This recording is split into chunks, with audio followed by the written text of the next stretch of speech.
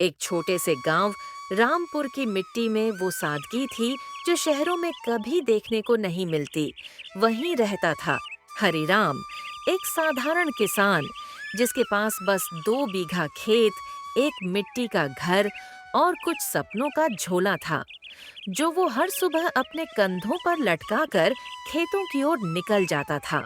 उसकी जिंदगी में सबसे अनमोल चीज थी उसकी भैंस अमर, जिसे उसने खुद अपने हाथों से पाला था।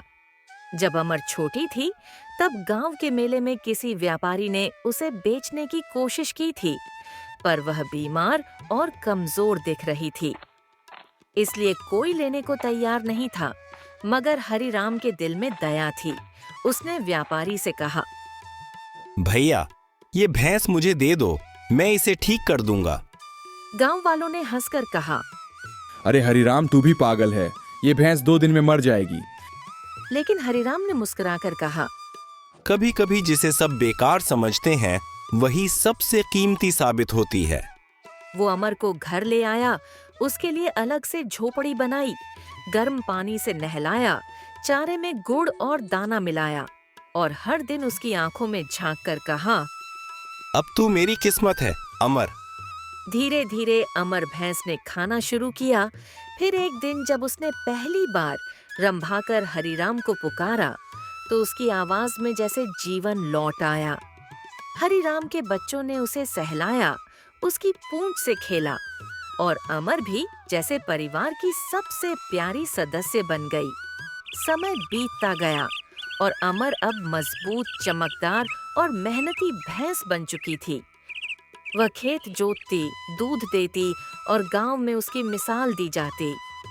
हरिराम की अमर भैंस जैसी कोई नहीं। लेकिन किस्मत हर किसी की परीक्षा लेती है। एक साल गांव में भयंकर सूखा पड़ा। धरती फट गई, कुएं सूख गए और खेत बंजर हो गए।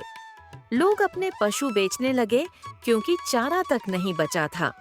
हरिराम के घर में खाने को दाना नहीं, बच्चों की आंखों में भूख की चमक थी। लेकिन फिर भी वह अमर को बेचने से इनकार करता रहा। लोग ताना देते, हरिराम, तेरा दिमाग खराब हो गया है।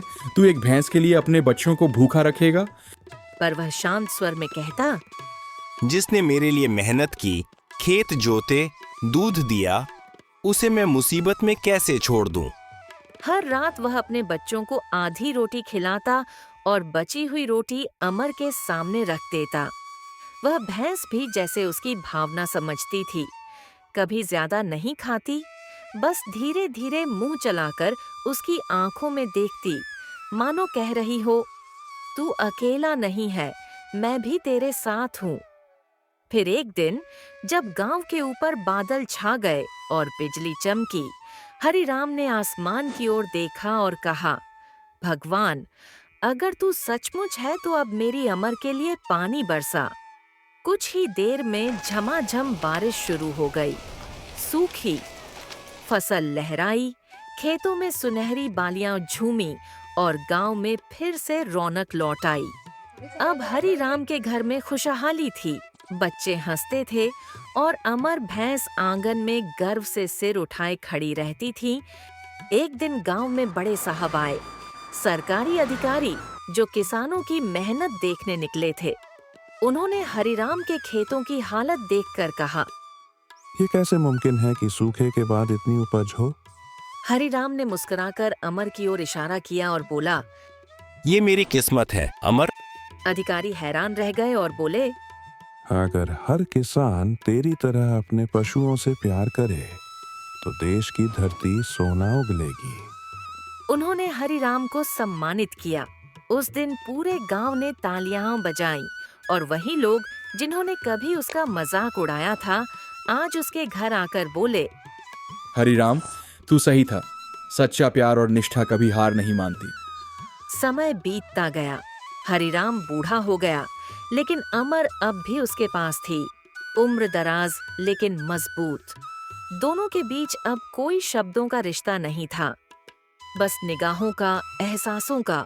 एक शाम जब सूरज ढल रहा था और आसमान में हल्का लाल रंग फैला था, हरिराम ने अमर के सिर पर हाथ फेरा और बोला, अमर, तूने मेरा नाम अमर कर दिया। अगले ही दिन हरिराम नींद में ही स्वर्ग से धार गया। गांव के लोगों ने देखा कि उसी दिन अमर भैंस ने भी कुछ खाया पिया नहीं, बस खामोश होकर वहीं लेट गई और फिर उठी ही नहीं। दोनों जैसे साथ आए थे वैसे ही साथ चले गए। आज भी गांव के लोग कहते हैं, अगर सच्चा रिश्ता देखना हो तो हरिराम और उसकी अमर भैंस को याद करो। प्यार, निष्ठा और विश्वास केवल इंसानों में नहीं होते। सच्चा रिश्ता आत्मा से जुड़ता है, चाहे वो इंसान हो या जानवर। जिसने दूसरों के साथ सच्चाई निभाई, उसे जीवन में कभी हार नहीं मिलती।